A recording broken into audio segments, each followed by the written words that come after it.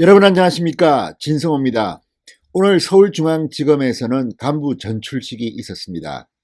이성윤 신임 서울중앙지검장, 문재인 대통령의 경희대 후배.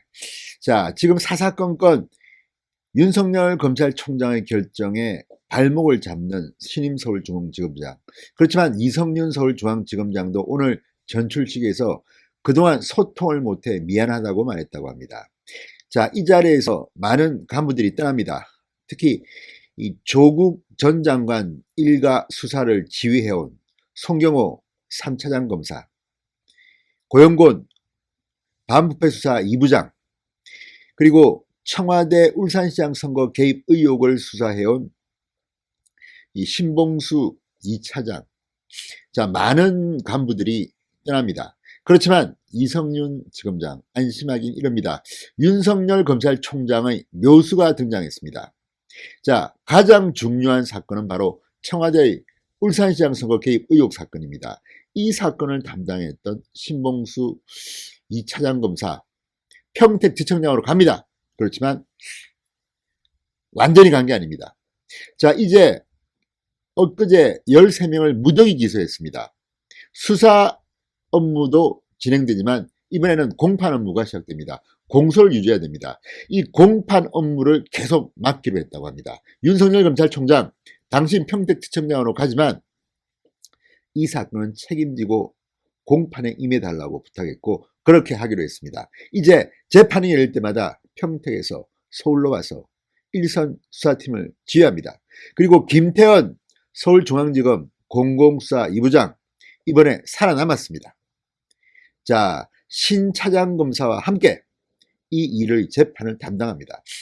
이 공판은요, 길게는 1년, 2년이 갈 수도 있습니다. 상당히 먼 여정이 될 겁니다. 이런 것은 바로 윤석열 검찰총장 본인의 경험과도 관련되어 있습니다. 국정원 댓글 사건 수사 때 본인은 좌천됐습니다. 그리고 밑에 있던 박형철 반부패 비서관, 당시 박형철 검사를 포함해서 이 사람들 다연과 관계없이 계속 국정원 댓글 사건 공소 유지를 담당하는 공판 검사로 뛰었습니다.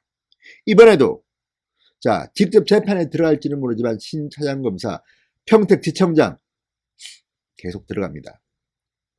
자, 이제 문재인 청와대는 벌벌 떨지도 모릅니다. 오늘도 많은 일들이 벌어졌습니다. 오늘 다른 행사장에서 추미애 장관 기자들의 질문을 집중적으로 받았습니다. 그렇지만 이번에는 윤석열 검찰총장의 결단으로 이루어진 13명 무더기 기소에 대해서 별다른 말을 못했습니다. 다만 검찰개혁에 윤석열 총장도 함께한다 뭐 이런 말 했습니다. 무엇보다도 윤석열 검찰총장이 대권주자 2위에 올랐는데 어떻게 생각하시느냐? 답을 못합니다. 자, 지금 윤석열 검찰총장의 칼이 사실은 법무부 장관보다는 검찰 내부에서는 더 강하게 작동할 수 있다는 것을 보여준 하루였습니다. 자, 오늘 이성윤 지검장은 이 전출식에서 새 임기에 가서 잘 하시라 이렇게 격려했습니다. 3, 4분가량 이야기했습니다. 그렇지만 문제는 앞으로입니다. 이성윤 지검장이 또 어떻게 윤석열 검찰총장의 발목을 잡을지 귀추가 주목됩니다. 자, 이 대선 개입 이게 바로 국정원 댓글 사건이었습니다. 이번에는 지방선거 개입, 이게 바로 이번 청와대 울산시장 선거 하명 사건 의혹입니다. 임종석 전 비서실장이 검찰에 소환돼서 상당히 오랫동안 조사를 받고 갔습니다. 들어갈 때나 나갈 때나 공개적으로 기자들한테 이야기를 한 걸 보면 상당히 겁을 먹은 게 아닌가 하는 생각도 듭니다. 동네방네 나 죄 안 지었다 뜨는 겁니다. 자, 누구를 보라고 했을까요? 아마도 문재인 청와대를 제안한 거 아닐까요? 야, 나 좀 돌봐줘. 이거 내 만약에 내 들어가면 당신들 국물도 없다. 임종석 실장은 많은 것을 알고 있는 사람입니다. 그래서 조국과 달리 요란하게 들어갔다가 요란하게 나온 것 같습니다. 바로 그 사건이 이 청와대 울산시장 선거 개입 사건입니다. 의혹 사건입니다. 자, 지금 윤석열 검찰총장은 이 과거 자신의 경험을 바탕으로 해서 신봉수 2차장 등 지방으로 발령난 기존 수사팀을 투입한다. 이렇게 말했습니다. 자, 전날 검찰이 청와대 출신 5명, 송철호 문재인 대통령의 30년 친구 등 13명을 무더기로 기소한 이유가 뭐겠습니까? 바로 2월 3일이 이제 이 검사팀이 바뀌는 때입니다. 그 전에 무조건 기소를 하고 수사팀의 역할을 끝낸 뒤에 공판 검사로도 계속 뛰어달라. 이제 윤석열 드림팀은 계속되는 겁니다. 진성호의 직설 시작합니다. 방송에 앞서 아직 진성호 방송의 구독자가 아니신 분들은 붉은색 구독 버튼 꾹 눌러주십시오. 더 좋은 방송으로 보답하겠습니다. 자, 통상 형사사건 수사검사가 있고 공판검사가 있습니다. 기소 단계까지는 수사검사가 책임지지만 그 다음 재판을 담당하는 공판검사의 역할이 더 중요합니다. 만약에 수사팀이 떠나고 난 뒤에 공판검사가 적당히 해버리면 아무리 수사를 잘했더라도 재판에서 이기기 힘듭니다. 중요한 사건의 경우는 수사팀들이 그대로 공판까지 하는 경우가 많습니다.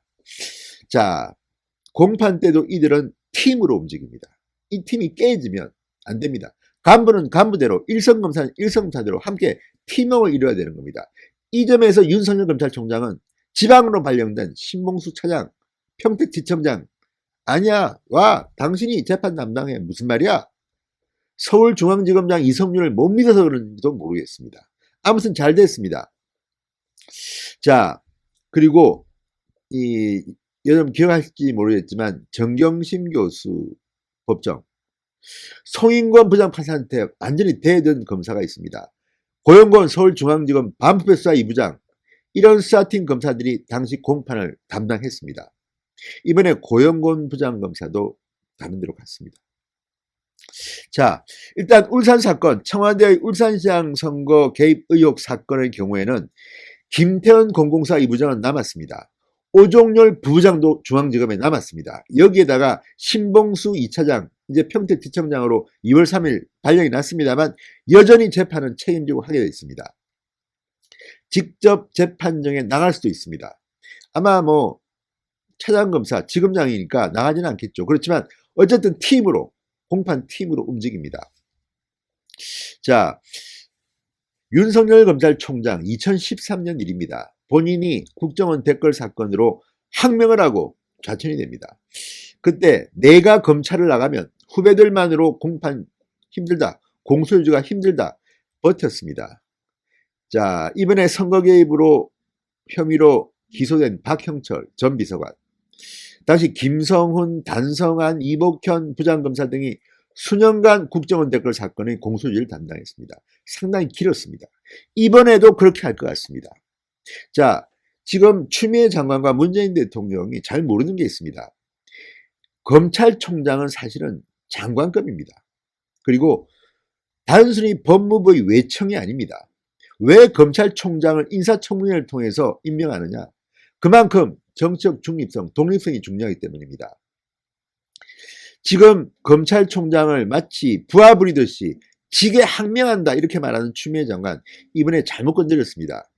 이성윤 중앙지검장, 결국은 윤석열 총장 발 아래 있습니다. 만약에 말을 안 들으면 오히려 윤석열 총장이 이성윤 서울중앙지검장을 감찰하고 징계할 수가 있는 겁니다. 수사 지휘도 직접 합니다. 법무부 장관은 절대 개별 사건에 개입할 수가 없습니다. 인사권은 있지만 개별 수사는 개입할 수 없습니다. 다만 검찰총장을 통해서 수사 지휘권을 발동할 수는 있습니다. 하지만 함부로 하기 힘듭니다. 이거 잘못했다가는 검난이 일어납니다. 그리고 총선이 얼마 남지 않았습니다. 자, 이제 윤석열의 드림팀은 계속됩니다. 지방으로 발령되고 좌천해도 갑니다. 특히 가장 중요한 울산 사건. 물론 유재수 감찰 무마 의혹도 중요하고 조국도 중요합니다. 그렇지만 결정적으로 문재인 청와대의 아픈 곳은 바로 이 울산시장 선거 청와대 개입 의혹 사건입니다. 이거는 그 팀이 그대로 갑니다. 공판까지 갑니다. 1년이 걸리든 2년이 걸리든 갑니다. 윤석열 총장의 요수에 문재인 대통령과 추미애 장관 부들부들 떨고 있었던 것 같습니다. 진성호의 융단 폭격이었습니다. 여러분 감사합니다.